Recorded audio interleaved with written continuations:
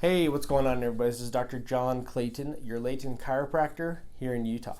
So today we want to talk about adjusting your own neck. So a lot of people do it, and there's a few ways that people tend to pop their own neck. So the most common one that we see is just the one hand push against the jaw and push that way until it pops. And this is mainly through just excessive rotation. And the other way I'll see is sometimes people get really crazy and they'll use two hands. So they'll use one on the back to really, get the rotation going, and then they'll push like that. What is the problem with that? And pretty much the first thing that I'll usually tell patients when they talk about self-adjusting or they ask about self-adjusting is, let's say you have, your two bones here in your neck.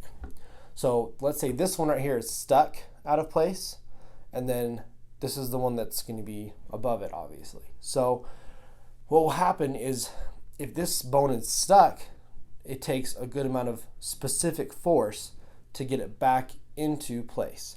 So what will happen then is that if this bone is stuck in place, then this one has to do all of the movement from that point on. So what someone will do when they pop their own neck is when they excessively rotate it or crank their jaw, is they'll adjust this bone because it is more mobile than this one is because it's stuck. So in the end, what they'll do is by continually adjusting, it will feel good because it releases a little bit of hormones or chemicals when you do it, so it makes you feel awesome. But the pain keeps coming back, and that's why people will tend to adjust themselves constantly, and it becomes a habit or a bad habit in that case. What this joint will do is become hypermobile, and then this one stays stuck in place. This one will then degenerate because it's not moving properly.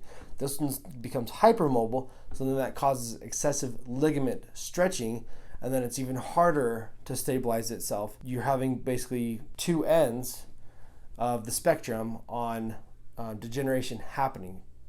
Too much movement, not enough movement. Then the other thing that I will see as well is that because people are pushing their jaw, they tend to pop their jaws outside of how they should work. And so we're seeing a lot more jaw problems as well.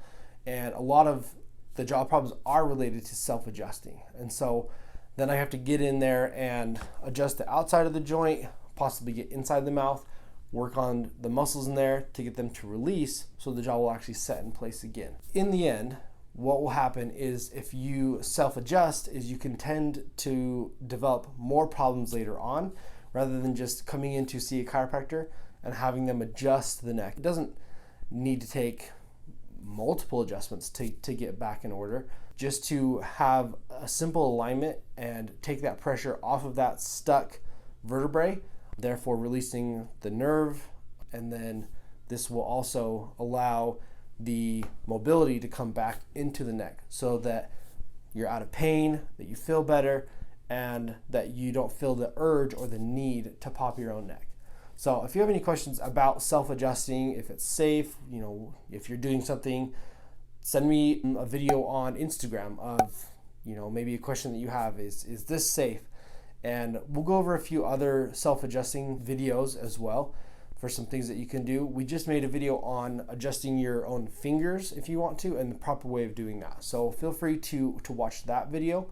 And again, if you have any questions, let me know. Put them in the comments below. Be sure to like, subscribe, and watch all the rest of our videos about adjusting. If you want to see more adjustment videos, let me know in the comments below.